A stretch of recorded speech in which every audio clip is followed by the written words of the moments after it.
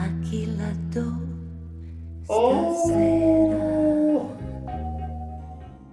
Bentornati sul canale della Fottuta Nostalgia. Siete pronti per un altro salto nei mitici anni '80? Un periodo che a me personalmente piaceva moltissimo, soprattutto per la sua spensieratezza e quella voglia di divertirsi che oggi purtroppo con vari politicamente corretti sembra essersi persa davvero quella leggerezza dell'epoca. Ma non divaghiamo, perché oggi parliamo di lei. Oh Madonna Santissima dell'Incorneta! Sì, lei che forse più di tutti, con film che già dai titoli che erano dei veri role playing, no, forse non si può dire la parola role playing, è inglese, questi titoli che erano dei veri giochi di ruolo, che la vedevano protagonista la dottoressa, la liceale, la studentessa, l'assistente sociale, l'infermiera, la soldatessa. Sì, sto parlando di lei, la mitica Nadia Cassini, lei che forse davvero più di tutti ha incarnato il sogno erotico degli italiani. E cos'altro dirvi? Le immagini parlano da sole. Vi lascio alla biografia di Nadia Cassini. Scrivetemi in un commento che cosa ne pensate.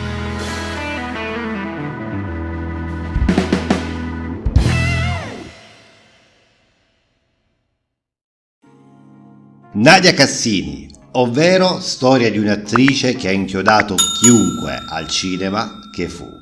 Nadia Cassini è stato un termine di paragone vivente. Dagli anni 70, quando star insospettabili della TV, della musica e del cinema come Barbara D'Urso, Alessandra Mussolini, Loretta Goggi, Loredana Bertè posavano con pochi veli per Playboy, si leggevano commenti pagella dei loro servizi fotografici che oggi verrebbero definiti sessisti. Come ad esempio, Loretta fa una buona concorrenza al noto attributo di Nadia Cassini. Quel noto attributo allora era innominabile. Bisognerà arrivare negli anni 90 perché sui news magazine cominciasse a essere usata l'espressione lato B, e quello di Nadia Cassini di lato B era perfetto, tanto da far passare in secondo piano tutto il resto del corpo, che non mostrava un solo difetto dalla testa ai piedi: cellulite mai pervenuta, ciliegina sulla torta, aveva un visetto accattivante, un volto d'angelo su un corpo da diavolo. Ma quanto si sapeva di lei e della sua vita?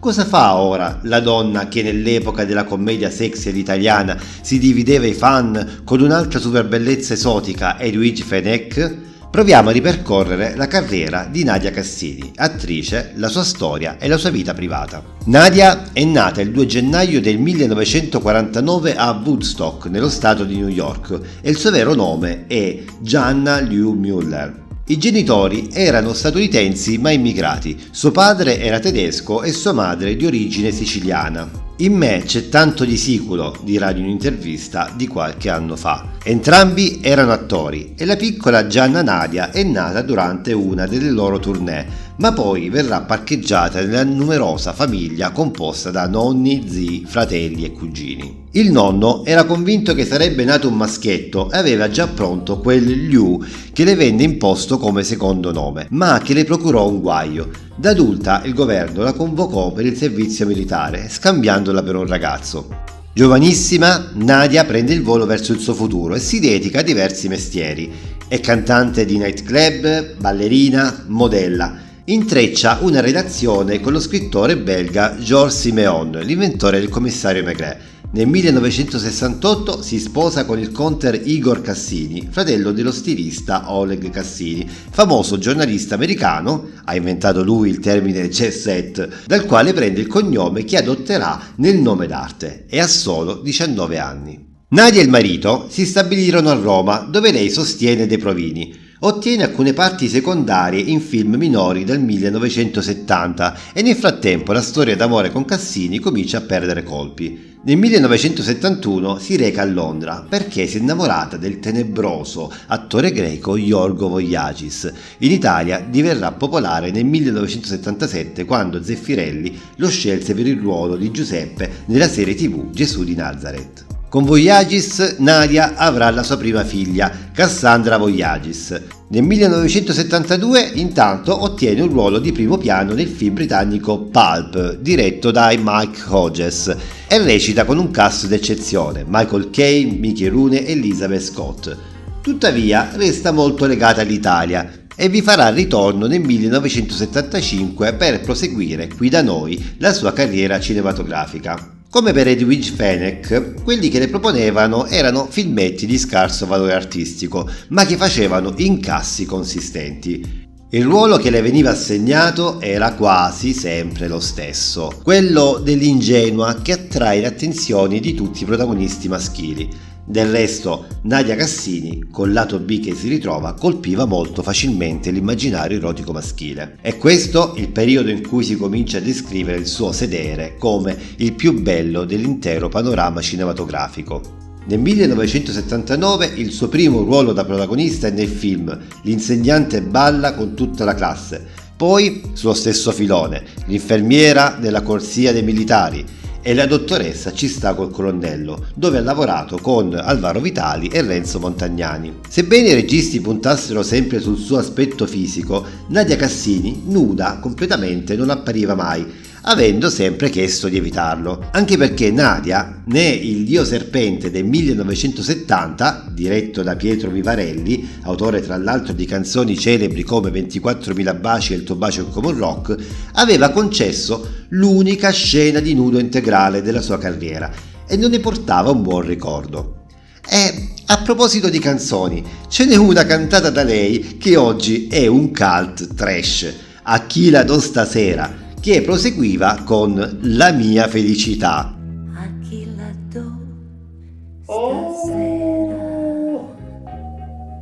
In realtà non c'è stata mai occasione per capire se Nadia Cassini avrebbe potuto fare di meglio e se sappia recitare, perché si portava dietro una lacuna artistica non trascurabile. Non è mai riuscita a imparare l'italiano abbastanza da non essere doppiata, un problema che poteva contare poco per un coreografo come Don Lurio o un calciatore, ma non per un'attrice. Nadia Cassini oggi dov'è? Che fa?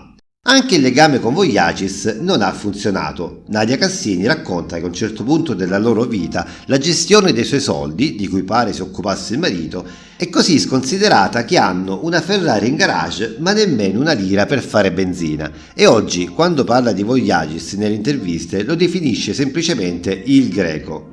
All'inizio degli anni '80 l'attrice praticamente scompare dal grande schermo, ma collabora con le neonate TV Fivibest di Berlusconi, premiatissima con Amanda Lear e risatissima. Entra anche nel cast di Drive-In con Tini Canzino e Lori Del Santo, ma non si trova bene e stufa di essere ripresa sempre dall'ombelico in giù a causa di quel sedere perfetto. Mal sconsigliata, come ammette oggi, straccia il contratto. Va a vivere a Parigi, fa un tuffo sbagliato in piscina durante una vacanza ad Acapulco e si rompe il naso. Si sottopone a un piccolo intervento di chirurgia plastica per sistemarlo, asportando un po' di cartilagine da un orecchio, ma tutto va a rotoli. Durante il decorso post-operatorio l'orecchio si infetta e i medici sono costretti a rimuoverne una grossa parte, causandole un danno permanente. A questo punto Nadia sprofonda nel punto più basso della sua vita. Per sopportare i dolori dell'amputazione, lei racconta, era come tenere il viso su un barbecue. Inizia a bere ed entra nel tunnel dell'alcolismo. Per fortuna, di lì a poco si fa coraggio e risale dal pozzo con l'aiuto della madre e della figlia. Oggi sta bene, vive negli Stati Uniti, è una bella signora bionda che nasconde con i capelli l'orecchio sciupato, che non può ricostruire perché è allergica al silicone purtroppo. E come racconta nelle trasmissioni in cui ogni tanto viene invitata come ospite, è lieta di non essere più considerata un'occhietta con un bel fondoschiena, ma vorrebbe essere ancora amata dai suoi fan di un tempo. In realtà nessuno l'ha mai davvero dimenticata.